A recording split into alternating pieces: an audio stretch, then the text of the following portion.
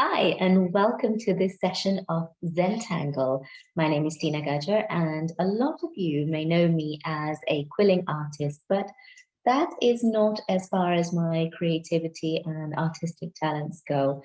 Zentangle method is a method that was created in the USA by founders Rick Roberts and Maria Thomas. And it's a very systematic, methodical way of doodling.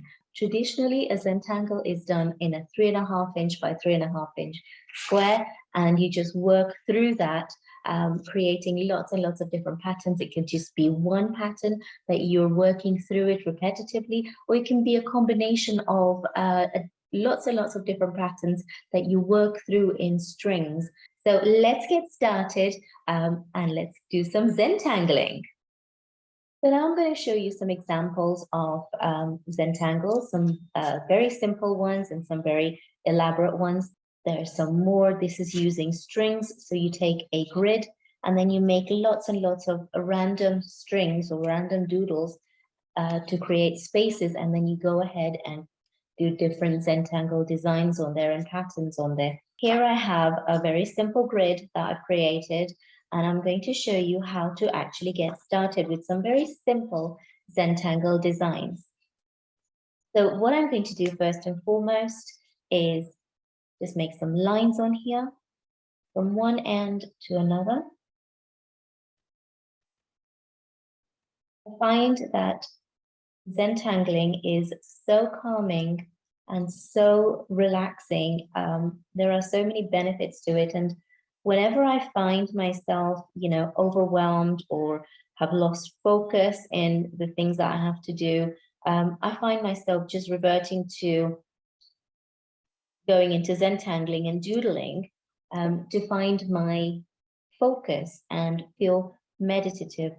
So all I've done is created some diagonal lines here, and now what I'm going to do is deliberately start making some horizontal and vertical lines in each of the sections that I've created. You don't have to be an artist to be able to Zentangle. It's just so easy to learn. It's so therapeutic, and you can just revert to it whenever.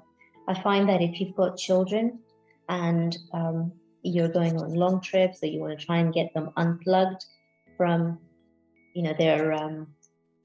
their devices, get them a Zentangle kit, give them a piece of paper, and start getting them to start drawing, and you'll find that they'll just keep coming to it over and over again. My kids absolutely love it, especially my older one.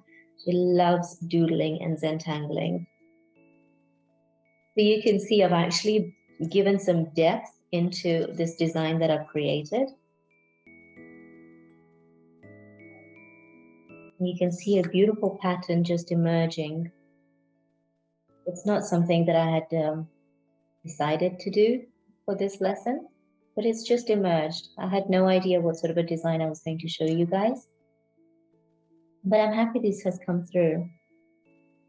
You just follow your intuition, follow whatever your mind, your hands want to do, and it just feels relaxing. Okay, so this part is done. And you can go ahead and start introducing more designs in the other parts of this. But I'm going to show you another really simple, easy, quick one that I like to do. It's called a paradox. And it's literally just, if you go from one top left corner of your grid, you go diagonally, leaving a little bit of gap at the bottom.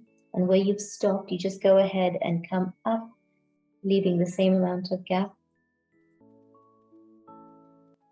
And there you have it. How easy was that?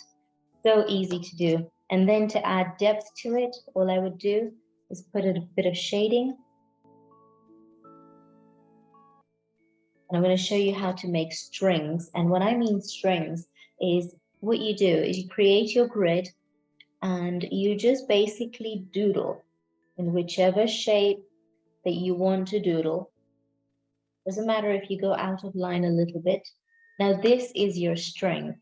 And in each section of this string, you can use and go ahead and draw different patterns. So in this case, if I wanted to just do like concentric circles, I would do that.